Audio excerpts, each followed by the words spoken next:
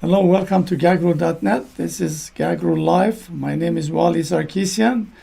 We're our honorable guest, Edmon Marukyan. He's the lead. Welcome to Gagro.net. This is Gagro Live. My name is Wally Sarkisian. What is going on? Our honorable guest, Edmon Marukyan. He's the lead. Welcome to Gagro.net. This is Gagro Live. My name is Wally Sarkisian. What is going on? Our honorable guest. Okay. So there was YouTube things on my things, so sorry about that. Okay, all right. So if I go through your credential, your biography, we have to spend all day here because you have very impressive biography. So I'm just gonna zoom through it. Few things. You obviously served in the military. You did your job, and you graduate from law department in Moscow. It says RF, so I don't know what that stands. Institute of Commerce and Law. You are educated yourself throughout your life. You're only a young man and 40-year-old, but you have accomplished a lot. You were educated in U.S. in University of Minnesota. With a master degree in human rights and international law. You were head of law department. You founded this political party called Bright Armenia.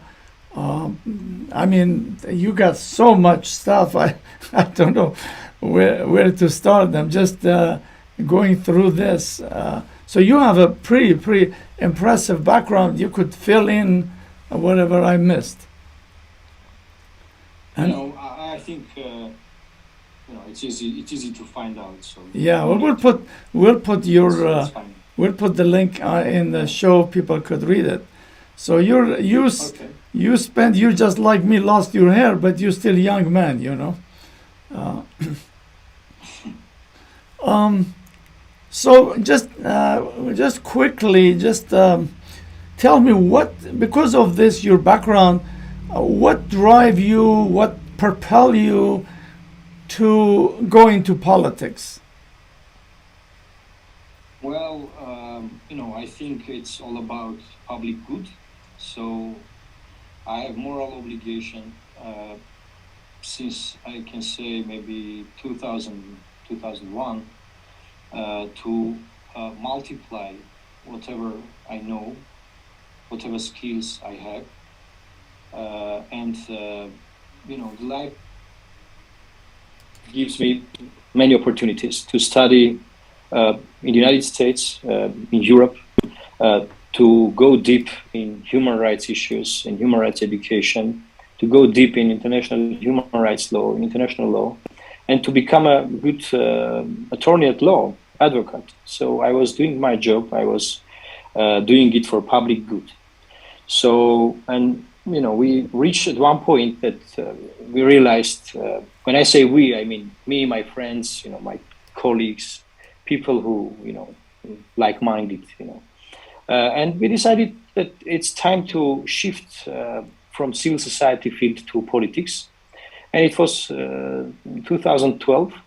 In Vanazor city, this third biggest city of Armenia, where I born and grew up, and I ran in a district number 30, and we end up with defeating incumbent member of parliament for 17 years, and I become the only independent member of parliament in Armenia at that time. So out of 131, I was the only independent member, and working in the parliament, I became, the most active according to Parliament Monitoring Program.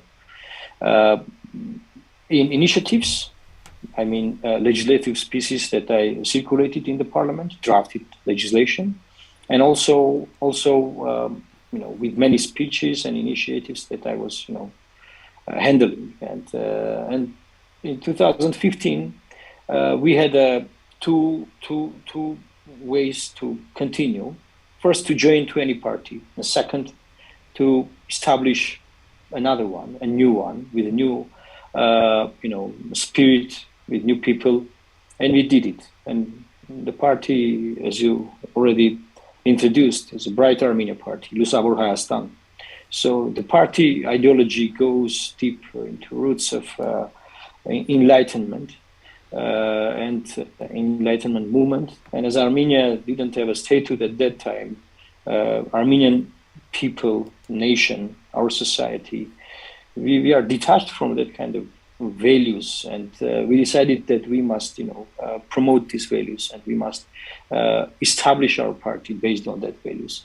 So in 2016, we participated in one of our local self-government elections. We were number 2.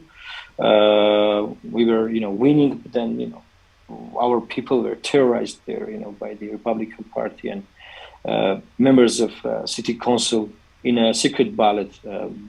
From opposition, voted for Republican Party candidate 5 years ago.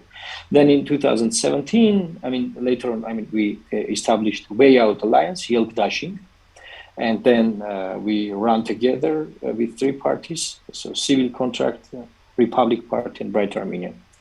Then in 2018, we had this Velvet Revolution, another new election. So before you go, what was that civil contract? What was that? Was that Pashinyan people too? Civil contract. Yes. Today's ruling party. So you and Pashinyan were working together? Yes, when we established Way Out Alliance. But, going back to your question, why I decided to go to politics, as I understand the question was this. So that was all about, and that is all about right now. Again, all about public good, all about serving my nation, my statehood, which is the highest value for me. So I could, leave the country when I was graduating in US and go for bar exam in California, or go for bar exam in New York City, and continue my legal practice there. But I decided that I have been enriched with new ideas, with new education. I got new skills because I work in New York as well. In Minneapolis, I did my professional fellowship, and then in New York in Human Rights Watch. So I decided to bring back my skills and knowledge and to serve my country. Until now, till today, I'm continuing, I'm serving, and whatever capacity I have.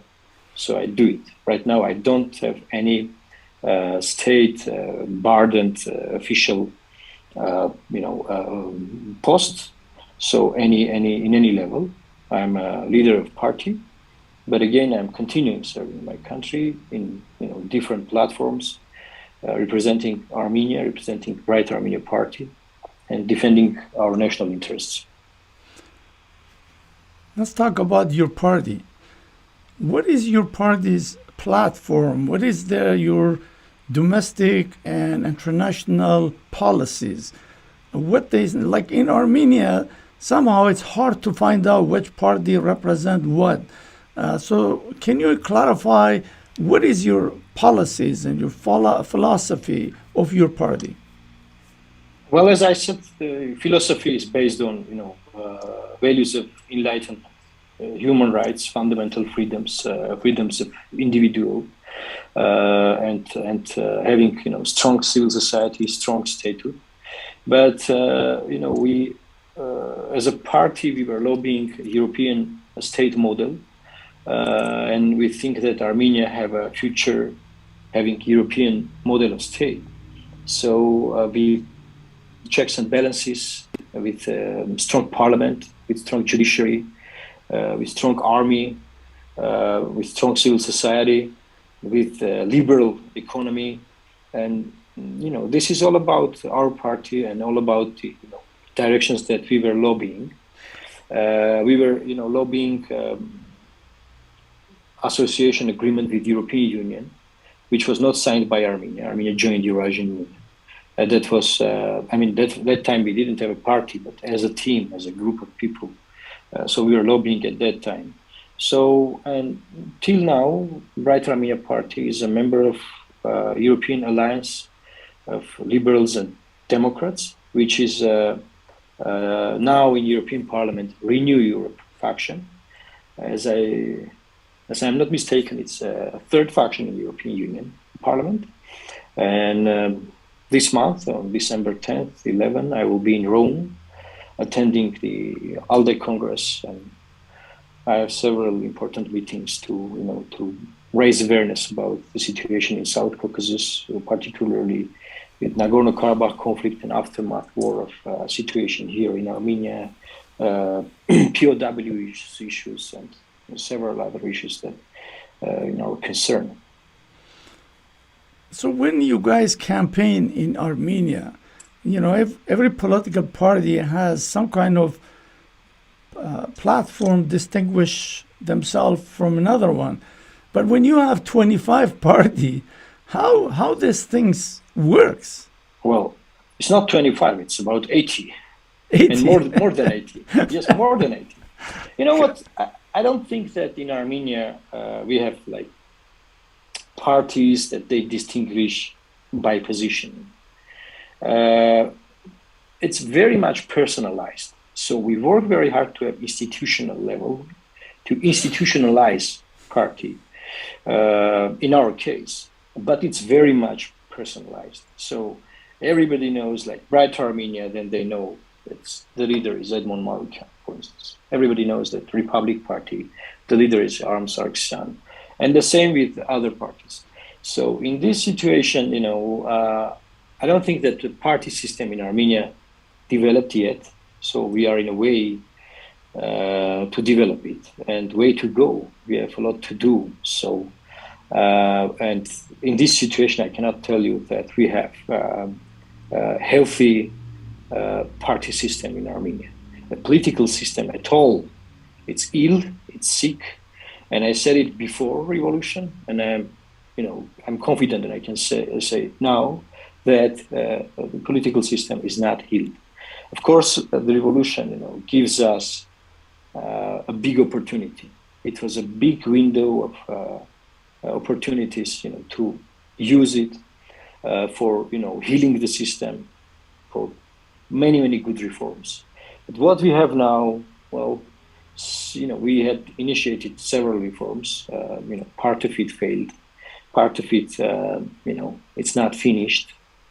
So, and then the war and then the COVID pandemic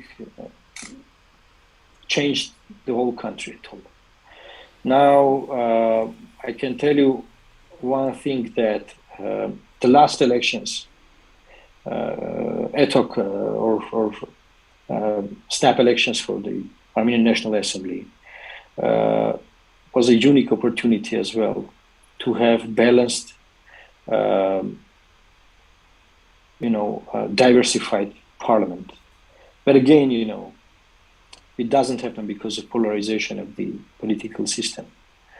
And of course, we have parliament, and I can tell you that political crisis solved somehow, but political crisis in political system is not solved because the system's problems goes deep into 90s and even Soviet period. I can tell, because Soviet mentality, thinking of this must be changed.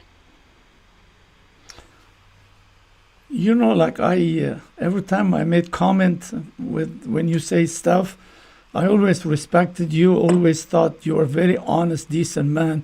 But certain policies, because I didn't know much about you, I didn't I get so obsessed with this word corruption, talanchi, and every time, I used to go like twice Armenia. I interviewed lots of members of parliament from Arpine, Hovanesyan, Naira Zohabian, actors and actresses, writers, even teenagers. You guys have that called Lost Bill when school finished. I got a bunch of people, young teenager. I interviewed them. Everybody is corruption, corruption. So every time I was in Europe, I got in a taxi from airport to go to hotel. I asked the taxi driver, "Are your country corrupt?" Of course, our country is corrupt. So corruption is like it's built in human things, like corruption. There is a personal level, business level, government level. Since government, they cannot sell product, so they make laws. So people corrupt government to make law to fit their things. You know that stuff. So tell me this honestly. I'm going to ask you this. Don't use politically correct words. Like Israel, probably is more corrupt country any other country. 2 prime ministers end up in jail. And I could name you countries after countries corrupt, but they never do revolution. Was Armenian revolution really a corruption because of corruption, or Pashinyan scam? This was only way he would get into power. He got rich and wealthy. Give me your honest opinion here. Well, there's a corruption perception index. You know what is that? Yes. So one thing is the level of corruption. The other thing is perception of it. So that means that if you compare Israel or other, countries with Armenia, for instance, in the United States, you don't have corruption in the United States. Lots. Do you have? So what I'm going to say, in Armenia, people were fed up in a lower level corruption, in a lower level. That's why, and then with that comes with perception. So when one judge is corrupt, but there is a perception because of that judge that all judges are corrupt. Correct. So one policeman is corrupt, then there is a perception that all policemen are corrupt. So I could tell you that political system in Armenia was corrupt before revolution, and we didn't heal yet. I can tell you that state system, institutional level, were high corruption, and the ordinary people on daily basis, they were facing it. But when you're comparing with Israel, they have like 2 prime ministers prosecuted for corruption, right? So their corruption is in a higher level. So let's say you are a multi-million businessman. So you face corruption because you are a multi-million businessman. But ordinary Israeli, citizen of the state of Israel, maybe, he or she is not facing that corruption because in a lower level, state services are fair and accessible and adequate to their people. So in Armenia, we have corruption in a lower level. That every step you can find a problem, or bureaucracy. What is bureaucracy? In Armenia, bureaucracy also was and is part of corruption.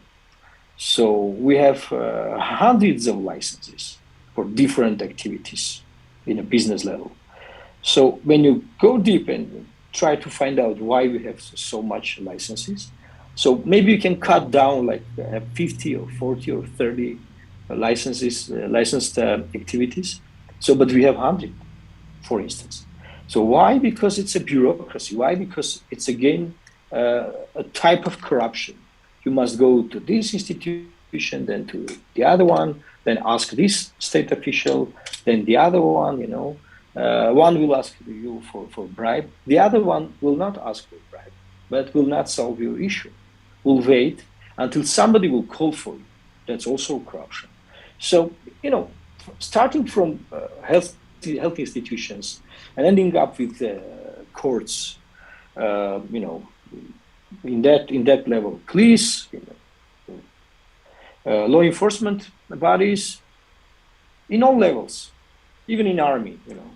We have now debate in Armenia about army reform. That why we have these kind of problems during the war.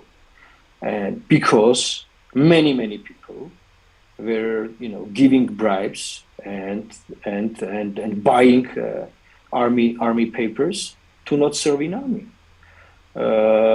One way to become sick, having I don't know what sickness. Are you talking still And is like that?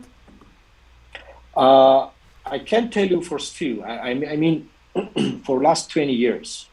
For now, there are rumors again, but it's not that spread that we have before. And those are big problems. And of course, taxi drivers will tell you that we had corruption. But when you compare it, with other countries, totally different situation. And why we had revolution? It's not for corruption only. Many institutional problems brought us to revolution. So corruption was one level. Just it was a big, let's say, it was a big chain of problems, right? And one part was corruption, yes. The other part maybe was unfair elections. The other part was bureaucracy. The other part was social injustice, polarization, state inadequate services, and all those things for 20 and more years, where became a big burden on our citizens' shoulders. And one day, somebody, in this case, Nikol Pashinyan, initiated and led the revolution. So I don't believe that, there are many rumors and debates about like this was revolution from outside forces did that, technologies, blah, blah, blah, there's nothing like that. The people, we are all very fed up of all of that. And because of that, revolution happened. The other thing is that, okay, but revolution happened, but what next? Revolution brought into a political system and state system many incompetent people. That's a rule of revolution. In every country, if you have a revolution, it's happening like that. And because of it, you have other problems. Of course, somebody cannot keep integrity, and again will be catched on corruption. Even revolutionary guy from the team of revolution. This is also happening now. And those are all, I can tell you that those are the rules of revolution. It's happened in every state when they have a revolution. And if you want to know my opinion, I don't think that revolution is a good thing. If you have a revolution, then it means your all institutions, your whole state system failed, that the people cannot use any channel to raise their voices. And that is why you have revolution. I don't think that revolution is a great thing. It's a recognition of your state failure. So what's next? Then the next must be again state building of our statehood. So and if you ask me how that process goes, now we have state building. Well, very difficult, with many problems and challenges from outside and from inside of the country, internal and external. Now, Pashinyan create, like I watch other countries, like we saw Iraq, for example. It was the most advanced country in the Middle East. And you had this Saddam Hussein came in, he brought in all people from street, put them in power, and we know what happened to Iraq. And they too, the same thing. You could go on many of those countries. But in Armenia, Pashinyan created this cult. Like, let me run you this. I don't know, I hope you could hear it. This woman was saying just that Pashinyan, God sent him. And I'm wondering, how is people like Edmon Marukyan gonna go fight or in election when you have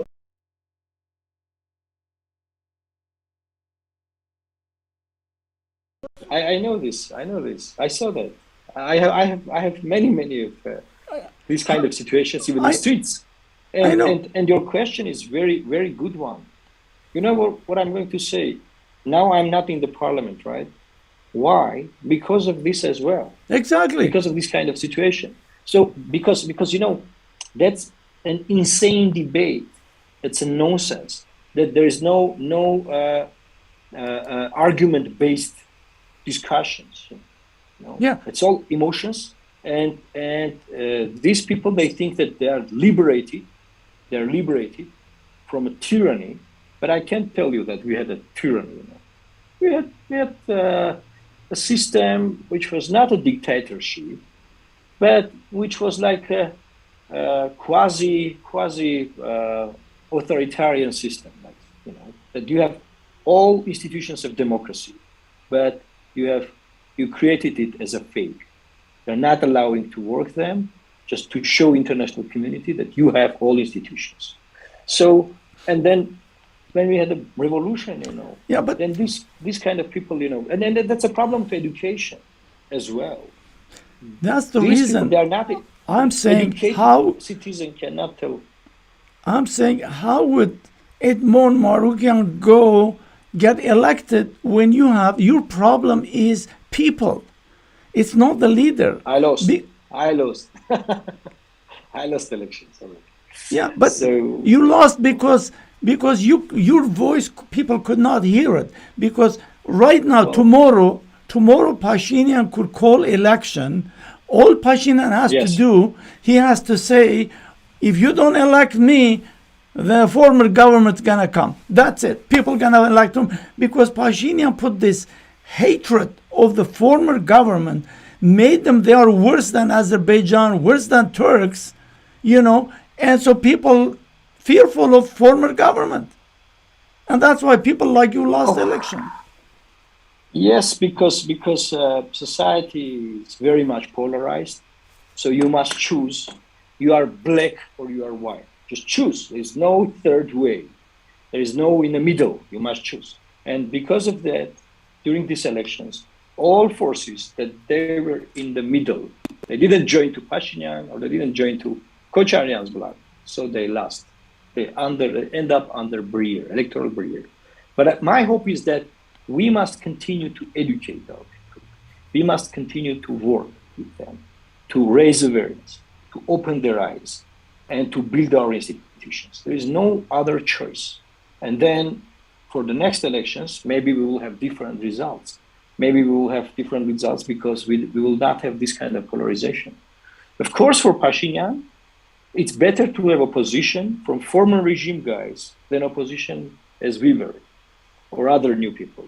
Why? Because whatever they say, it will bring up their deeds that they did during their rule, during their time. And because of that, it's a comfort zone for him. They cannot be opposition because they are so very much vulnerable. Many criminal cases going on, launched against them. And they are so rich that they cannot justify from where that money they have, that richness, from where they got it. And that's why they are vulnerable. They cannot be opposition. So this is a rule. Honestly, but we have what we have. I mean, they use their resources, their media, their money, whatever they have, and they got elected. We're all other parties. I'm 1,000 miles away from you guys, but I don't believe that either Sarkisian or Kocharyan could become again president or prime minister. They might have a position it's like impossible. In parliament, stuff like that, but they will not get. So this is, Pashinyan is fear-mongering for them that they're gonna come if you don't elect me. And so this is, I don't believe. I endorse your statement. Yeah. Yes. I mean, I said if you watch my speeches in the parliament, I said there is no risk that these people can come back. No. So these all are fake, a bubble that was, supported by ruling party, by Pashinyan's party, by him, in order to keep people in a fear that if you are not voting for us, then these people will come. Exactly. And the people of Armenia, they don't want to go back. This is for sure. Even after the war. No, even no, after it will not happen. This is what I'm saying. They don't want to go back. There is no way those people gonna come in power. Yes, they're gonna have seat in parliament or this and that, Yeah. but they will never come in the parliament. But Pashinyan successfully created this hatred of former government, and he's using it successfully. But that hatred is affecting Marukyan, affecting Zarukyan, all those people, Yes. And so this has to be. You guys have to. But then, when I said that we have ill political system, we need to heal the system and have real competition between parties, between people, between ideologies. Why I'm saying this? Because of that. I mean, if you can easily manipulate people and feed them with this fear that they are going to come back and they will eat you, they will, I don't know, and then on Friday, that was the last day of elections, 18th of June, Kocharyan did a big rally, a very big rally. So according to different sources, they say about 30,000 people or more, doesn't matter. Many citizens, they saw that photos of rally, or they were watching TV. So, and they decided to not vote for anyone, and they voted for Pashinyan. So now I meet them in streets when I go out in cafeterias in different places, and they say, you know what, we are very sorry that you are not in the parliament. And I said, yeah, but in order to be in the parliament, you must vote. Yeah, exactly. Vote. And I said, you know what, we decided in a family that our whole family must vote for you. We decided. But on Friday, we saw that rally, and we were afraid that they will come back. And we decided that our 5 votes will not change anything if we voted for you, but that 5 votes will be very important for Mr. Pashinyan, and we give that votes to him.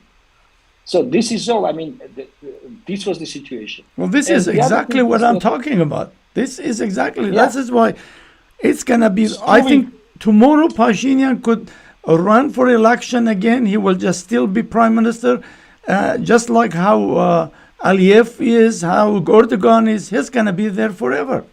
There is no way because he's. I will not.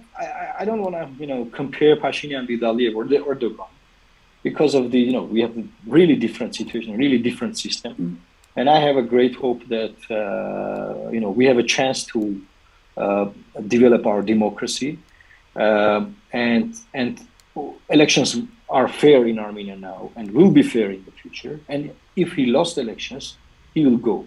So, but as you said, I mean, as you are arguing, but he won elections, so he fairly won elections. The problem is that since we don't have political institutions in order to keep people out of manipulation, so we are facing this problem. And my great hope is that we must continue working with our people. Even they are now post factum, they can recognize the problem, and they recognize the problem because they saw that Kocharyan's threat was not real, but they were manipulated with that. And because of that, they don't have me and others in the parliament. And maybe because of that, in the future, when we have elections, they will decide differently. And every time you cannot manipulate people with the same argumentation, with the same fears. So I don't think it doesn't work that. Mr. Marukyan, I don't think any country in the world that a man who capitulated, defeated, lost land, lost thousands of soldiers will be elected overwhelmingly. I think there's no country that has a history. Let me. You are looking, to this problem in a very naive way. Let me say, with this wording. Why? Because if you talk with the people, they don't blame him for that. So you said as a statement that it was his blame, okay? But the people, the majority of people in Armenia, they don't blame him for that.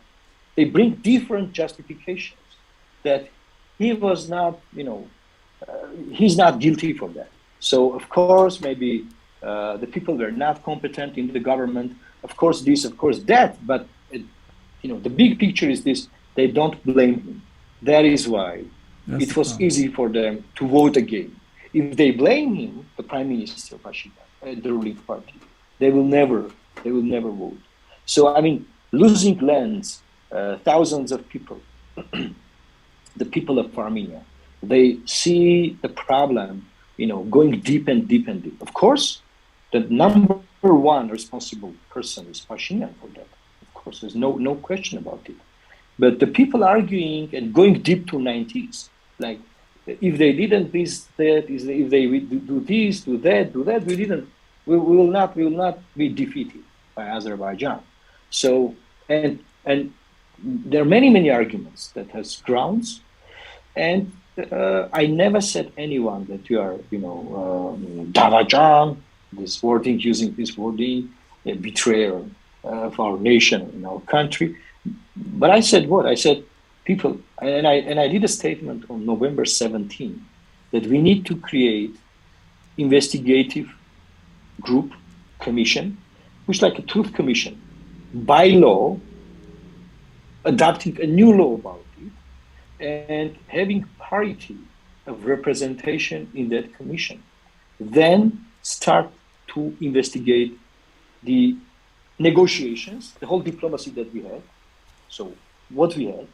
So then the management of the diplomacy after revolution, what Pashinyan inherited and what he did with that heritage. After that, when he knew that the war is starting, what he did. And the whole war, why it was a chaos in our army during the war, and why we were defeated. The whole, we must investigate. If not, I mean, if we will not, have information about the truth, how we can have good conclusions about it, to not repeat that mistakes. So that is why, that was my lobbying. I was lobbying on daily basis. I wrote down draft law about that commission. Then Pashinyan said the parity is wrong because the whole opposition in that commission is becoming bigger than the ruling party. It's not just. I said, okay, let's change the numbers of representation. Then, they said, okay, yes, we'll do this, we'll do that. And then Serge Sargsyan rejected. I mean, I proposed to all party leaders to agree with this draft law and then to lobby with me. Dashnaktsytsyun, Armenian Revolutionary Federation, again put many preconditions that it was impossible to reach consensus, and that's failed. And now we are not in the parliament.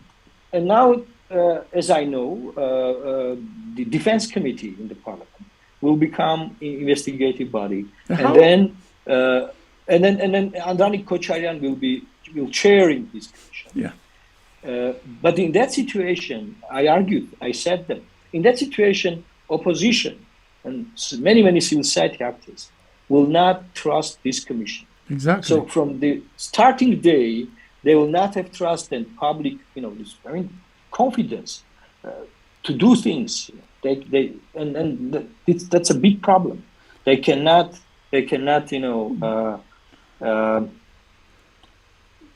Look, government disclose all this, disaster that we had. Government does not investigate itself.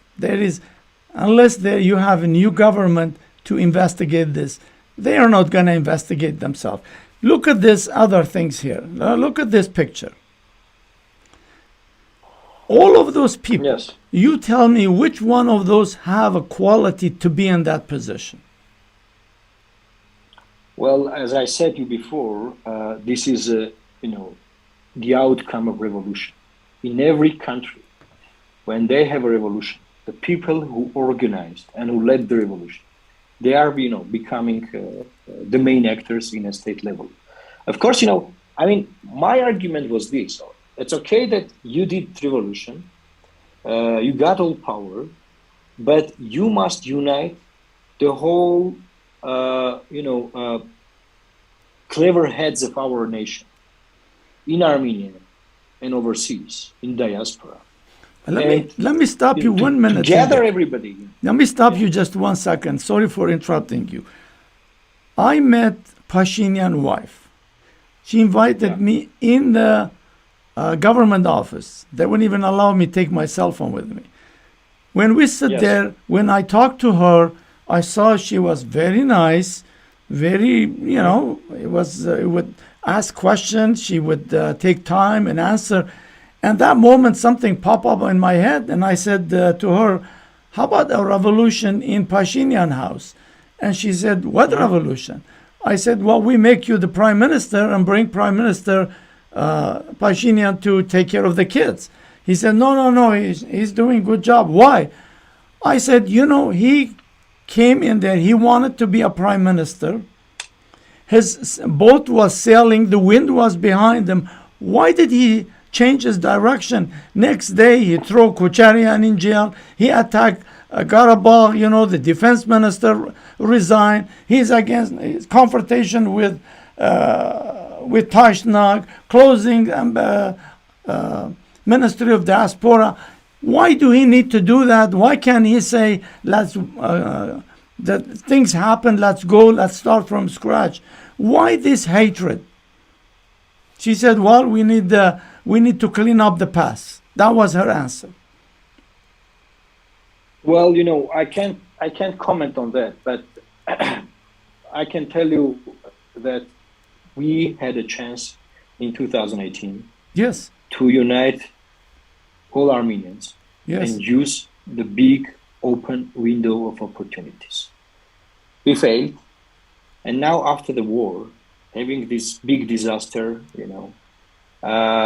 it's again we have a chance to do so, saying that because of this, let's put aside our internal differences, because our enemy is Azerbaijan, and let's concentrate all our forces, knowledge, skills, all clever, good-minded people of Armenian decency, together against our enemies, not using our knowledge and skills and our education, let's say, against each other. Let's be united. So this is also a chance.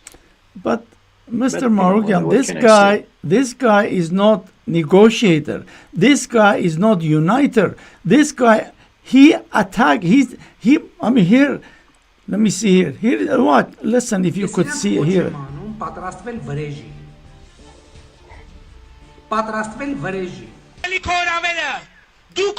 He's calling revenge. He's calling revenge on his own people. How could this guy is not the one who unite? Yes, you could unite because you study human rights stuff. This guy is not uniter. This guy is a divider. Yes, if you had somebody, if there was anyone in this guy position, it will unite the country. He will go, look, he goes sit comfortably with Aliyev, no problem. But during war, he would not even call on the opposition. It's photo. Photos are manipulating. No, I know. But even sitting, I don't want to. This is not manipulate. This is was. Okay, I can unite. Yes, you could. I was not, or anyone else. But we were not elected by our people. The people elected Pashinyan. Then it means that he must change his mind, and he must become the person who must unite all of us. There is no other choice. There is no other way, because it's a democracy. So democracy, majority ruled and majority decided this way. Of course, maybe I can be better in uniting, others, but I was not elected. He was elected. So he is the leader of the, country right now, of Armenia. And that burden of uniting all of us, that burden of, reforming our country on his shoulders. And he must do it.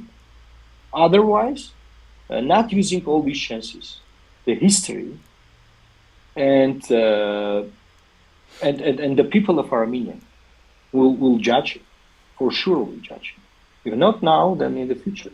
Doesn't matter. I mean, the time will come. So that is why, I mean, he is elected again. I mean, so what you can do?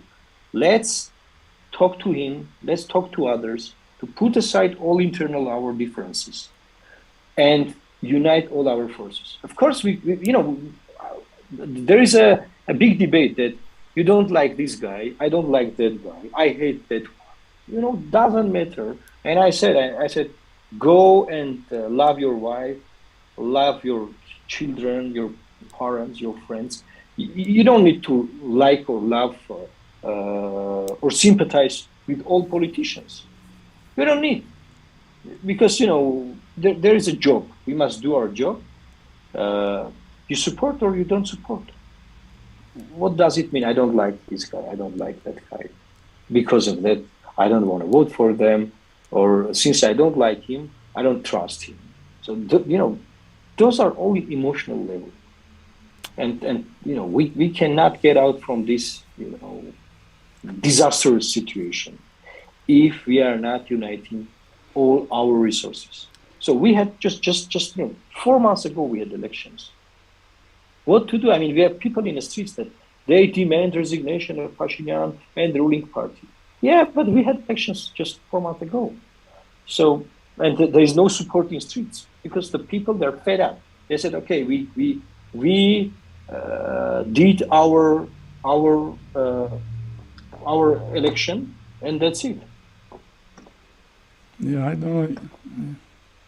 I got a call. I'm sorry. Yeah. But yeah, I think now it's well. All there's a lot. Hopefully, in future we could talk to you more because I think you are an honest, decent man. I think if you were in prime minister, you would during the war you would have asked. You went in there, you shook Sarkisian hand. I mean, people tell me about whatever they tell me about Sarkisian. I see them still Armenian. They were not the enemy. Yes. But Pashinyan doesn't look at that way. This is the problem. He's not united. But all I know is Armenia is bleeding.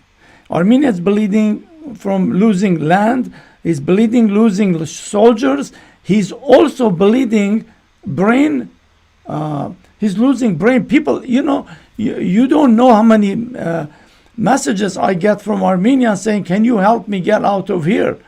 And the other day, a guy sent me and said, "Can you send me?" Just check Google to see how many searches from Armenia we have, and raise these kind of searches, searches on green card for the United States. Yes, because so much people are fed up. A lot of people they apply. Yeah, there is no day I don't get messages from Armenia. The other day, somebody said, "Can you send me $200 for plane? I want to just leave."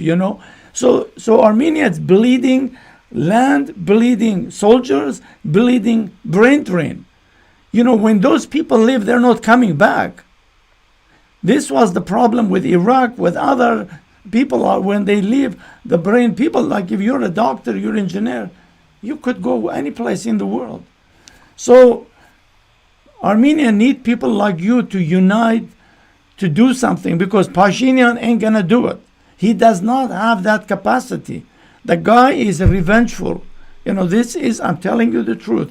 I don't have anything against anybody, but I see it. Armenia is bleeding, and you know that.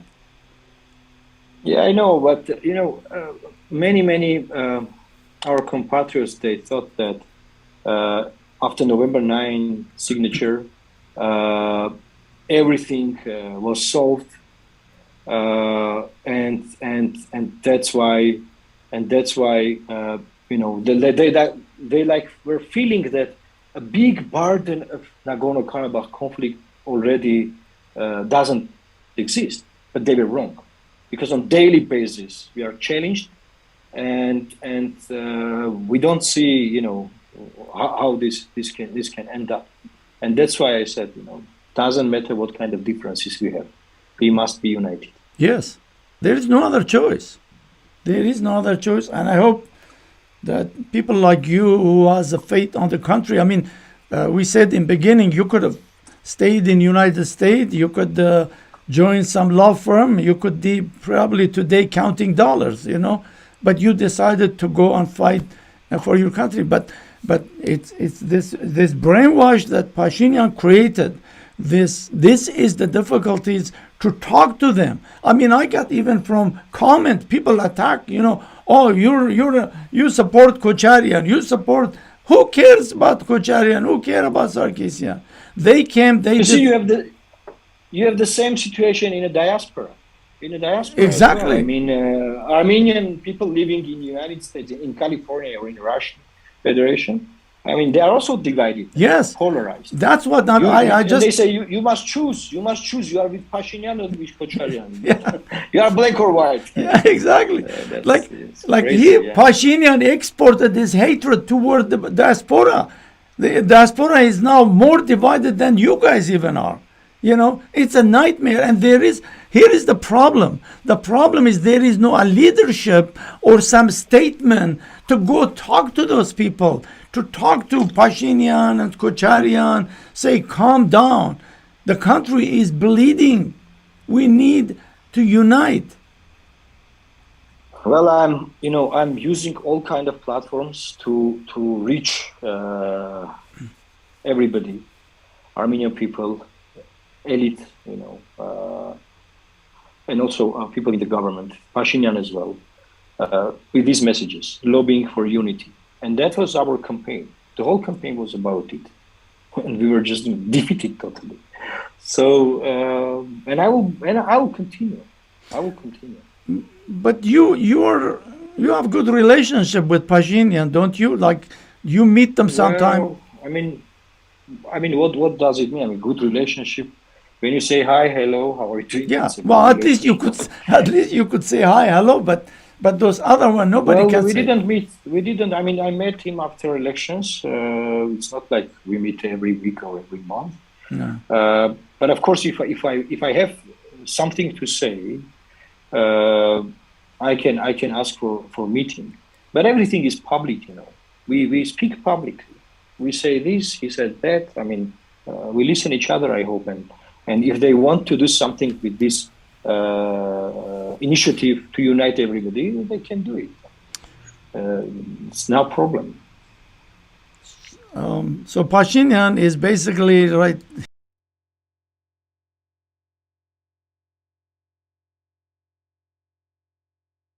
So it's look at that.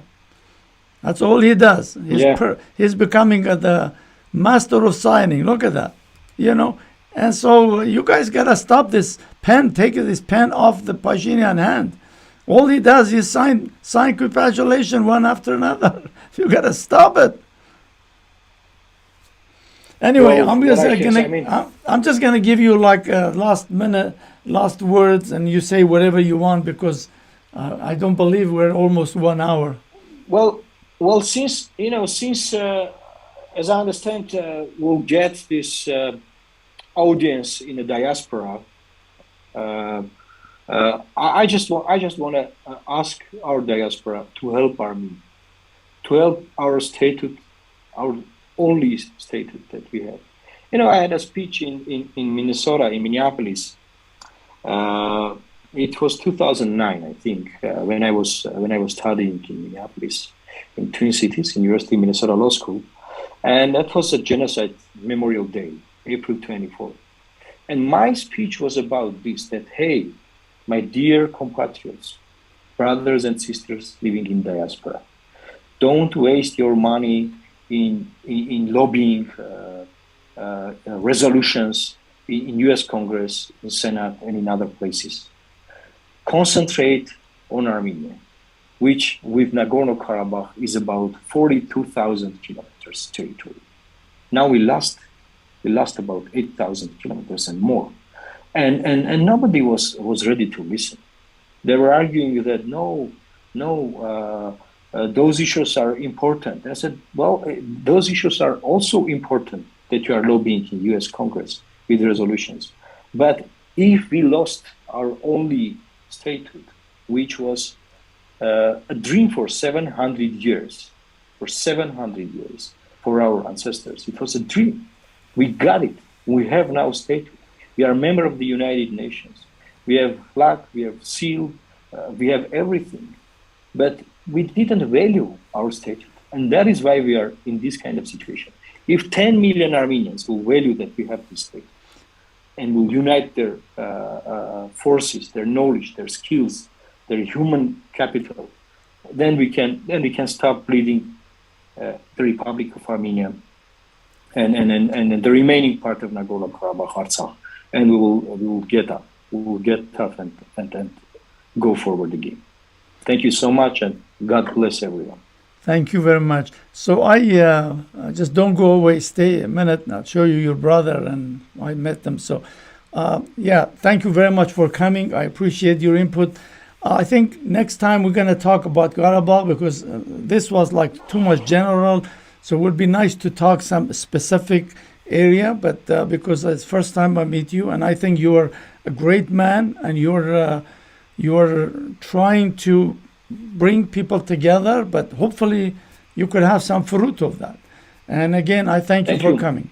I appreciate that. Thank you so much, and thank you for invitation. And I'm available, and we can have, this kind of talks, having different topics and trying to discuss and dismantle different, very difficult issues that we are facing now. Thank you so much. Thank you. Stay there. Don't go away.